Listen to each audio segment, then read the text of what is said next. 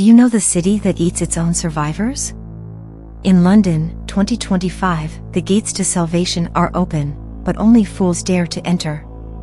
The year after the zombie outbreak, London was a crumbling ruin, its once bustling streets now silent and filled with the relentless groan of the undead. The survivors, huddled in an old department store, had made it this far by sheer willpower and luck.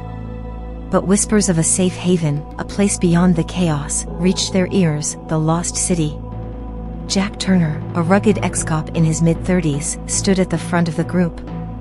His worn face, streaked with stubble, bore the marks of a man who'd seen too much, his haunted eyes reflecting guilt from a past he couldn't escape.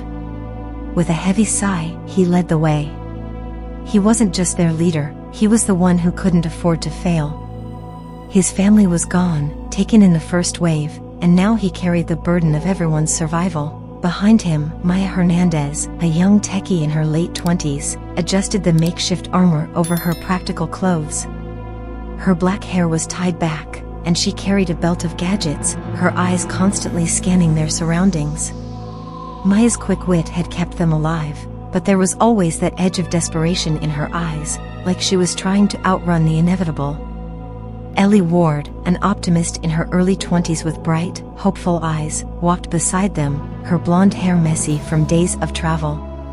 Despite the horrors surrounding them, Ellie always tried to find the good in everything. But even she knew the truth: there was no escape from the nightmare. She clutched a faded photo of her younger brother, a reminder of what was lost. Leo Knight, the muscle of the group, kept close behind. His burly frame and heavily tattooed arms told the story of a man who had survived wars before the outbreak. At 38, Leo's stoic face and scarred features masked a man who had seen too much to care anymore. But his loyalty to the group was unshakable. Their journey through the streets of London was slow, the eerie silence only broken by the occasional distant growl of zombies. The city felt alive with an unnatural quiet, the air thick with dust and decay. Abandoned cars and shattered glass littered the streets like forgotten memories, the smell of rot heavy in the air. They finally reached the outskirts of the city, the gates of the lost city looming before them, high walls, barbed wire, and guards armed with rifles.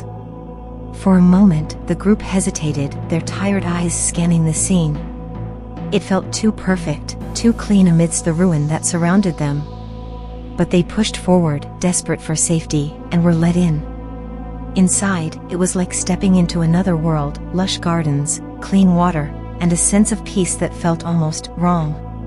Malcolm, the leader of the lost city, stood waiting. A charismatic man in his 40s, dressed in a pristine tactical outfit, greeted them with a smile that didn't quite reach his eyes. His presence was unnerving, his words soothing, but there was something beneath the surface that unsettled Jack. Something wasn't right. "Welcome to the future of humanity," Malcolm said with a smile, but his eyes held something colder, something more calculating. As the group explored, they couldn't shake the feeling that they were being watched. The citizens of the lost city were too perfect, too eager to please. And then Ellie overheard a conversation, a whisper of forced labor, of people disappearing in the dead of night. By the time they realized the truth, it was too late. The walls that once seemed like salvation now felt like a prison. The zombies at the gates were the least of their worries. Malcolm's rule was absolute, and those who questioned it vanished, taken by the very people they thought were their protectors. That night, under the cover of darkness, Jack made a decision. They had to leave. They would fight their way out, no matter the cost. The walls that once promised safety now felt like a death sentence. The night air was thick with tension as the group prepared to face the horrors hidden behind those gates. The zombies might be out there, but the real monsters were closer than they ever imagined. They snuck through the darkened halls, moving like shadows, ready for whatever came next. As they reached the outer gates, they heard the unmistakable sound of approaching footsteps. But these were different, familiar voices, whispering their names. Jack turned sharply. Standing in front of them was Malcolm, his smile wide and knowing. "You didn't think it would be that easy, did you?" Malcolm said, his voice low and chilling.